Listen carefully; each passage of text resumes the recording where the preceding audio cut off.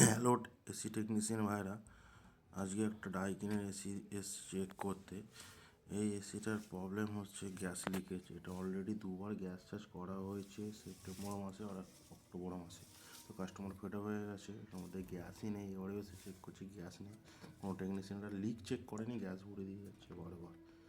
তো এটা প্রেশার নেই, তো ইনডোর আউটডোর একবার চেক করে নেবো কানেক্টারগুলো, কোনোভাবে কোথাও লিক আছে কিনা দেখার জন্য। উপর থেকে দেখে তো কোনোভাবেই বোঝা যাচ্ছে না যে ড্রাই হয়ে আছে পুরোটা। ইনডোরের কানেক্টারও দেখে নিলাম, আউটডোরও দেখে নিচ্ছি, কোনো রকমের মধ্যে লিক নেই।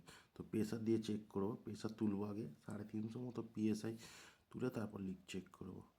তো চালিয়ে দিয়েছি কম প্রেশার তুলছি।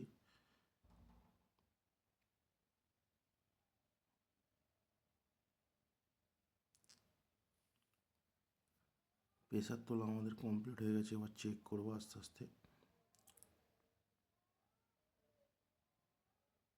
350 প্রেশার দেবো, প্রেশার দিয়ে তারপর লিক চেক করবো। তো প্রেশার দেওয়া হয়ে গেছে, এবার গিয়ে লিক চেক করবো। দেখুন ইনডোরে আমরা লিক পেয়েছি, এখানে সার্ফারা দিয়ে আমি লিক চেক করছি। তো মাইনর লিক পেয়েছি, একদম ছোট্ট ছোট্ট 3খানা লিক পেয়েছি এর মধ্যে দিয়ে।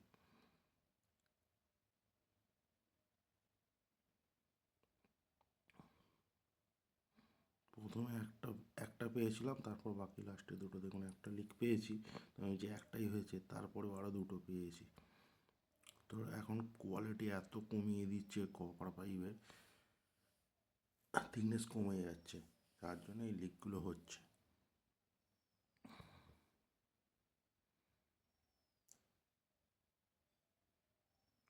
যখন পেয়ে গেছি, তো প্রেশারটাকে ফেলে দিয়ে ব্রেজিং করে দেবো ভালো করে। 3টে পাইপই ভালো করে ব্রেজিং করে দেবো। ব্রেজিং করে দেওয়ার পর আবার প্রেশার দিয়ে চেক করবো। গ্যাসটা নিয়ে আয় তুই, ঢালাইটা নিয়ে। অলরেডি 3টে পাইপই আমরা ভালো করে ব্রেজিং করে দিয়েছি। ব্রেজিং করে দিয়ে এবার প্রেশার তুলবো। প্রেশার তুলে আবার ভালো করে চেক করবো যে কোথাও লিক ফিক হচ্ছে কিনা, প্রেশার ড্রপ হচ্ছে কিনা, সেটা দেখার জন্য। সারখানাতে এবার লিক চেক করে নেবো ভালো করে, কোথাও লিকও পাইনি। প্রেশার দিয়ে 15-20 মিনিট দেখবো যে কোথাও ড্রপ হচ্ছে কিনা প্রেশারটা। যদি প্রেশার ড্রপ না হয় তাহলে প্রেশার ফেলে দিয়ে ভ্যাকুম করে ভালো করে গ্যাস চার্জ করে দিলে কমপ্লিট হয়ে যাবে কাজটা।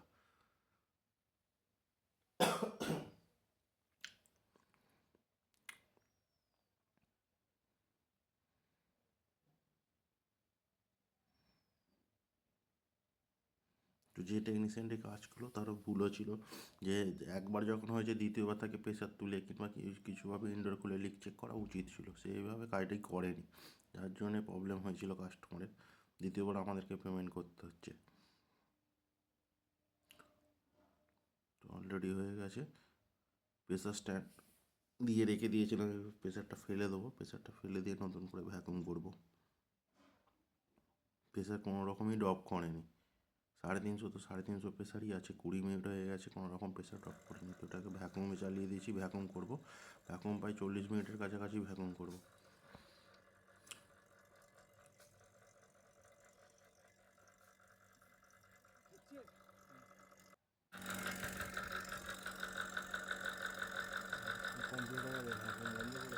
অলরেডি ভ্যাকুম হবে, কমপ্লিট হয়ে গেছে। ভ্যাকুমটাকে বন্ধ করে দেবো, তাহলে পাইপটাকে রেখে দেবো হিটারে, তারপরে ভ্যাকুমটাকে অফ করবো।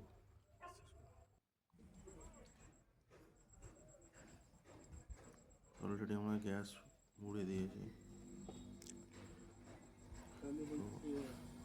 স্ট্যান্ডিং কন্ডিশনে 200 পিএসআই দিয়েছিলাম, দিয়ে মেশিনটাকে চালিয়েছি। তো এখন চালু হয়ে গেছে মেশিনটা, 40 ব্যাক প্রেসার 45 ব্যাক প্রেসারে দাঁড়িয়েছে। গ্যাস অলরেডি আমরা 90 পিএসআই দিয়ে এখন রেখে দেবো, 5-10 মিনিট চেক করবো আরও। প্রেশারটা বাড়বে, প্রেসারটা মোটামুটি 110-120-তে চলে যাবে প্রেশারটা। সঙ্গে সঙ্গে দিলে বোঝা যাবে।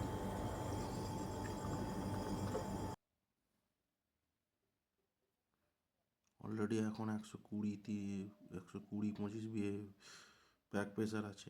তো কাজটা আমাদের কমপ্লিট হচ্ছে। ভিডিওটা ভালো লাগলে শেয়ার সাবস্ক্রাইব করে দিও।